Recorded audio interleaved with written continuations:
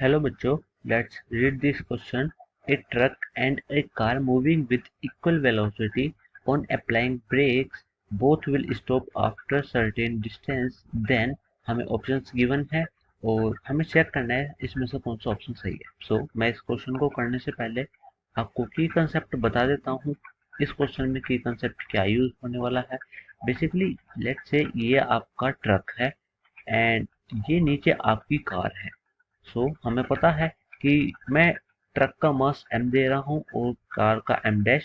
सो हम कह सकते हैं कि m is greater then m dash because truck का मास कार के मास से तो हैवी ही होता है और हमें गिवन है कि ये विद वेलोसिटी v जा रहा है तो फिर ये भी वेलोसिटी v से ही मूव कर रहा है और इसका एक्सेलरेशन a होएगा।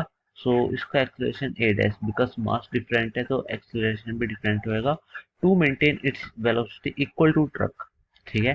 और हमें पूछा है कौन कितना डिस्टेंस कवर करेगा। हम एक फॉर्मूला जानते हैं जो डिस्प्लेसमेंट होता है this is equal to V square minus U square upon 2a। अब यहाँ से हमें साफ क्लियरली नजर आ रहा है कि आपका s is inversely proportional to a है बिकॉज u तो आपका इनिशियल वेलोसिटी है तो वो तो दोनों की वेलोसिटी सेम दे रखी है एंड v आपका जीरो होने वाला है because they will come to rest.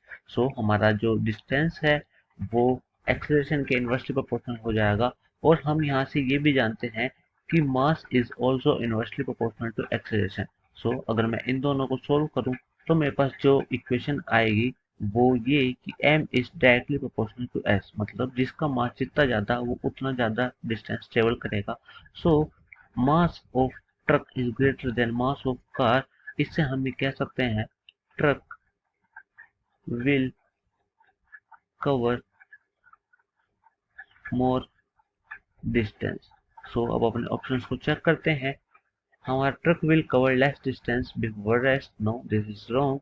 Car will cover less distance before rest, yes this is right because जब ट्रक ज़्यादा डिस्टेंस कवर करेगा तो कार लेस डिस्टेंस कवर करेगी। B is the correct option. I hope you understood this.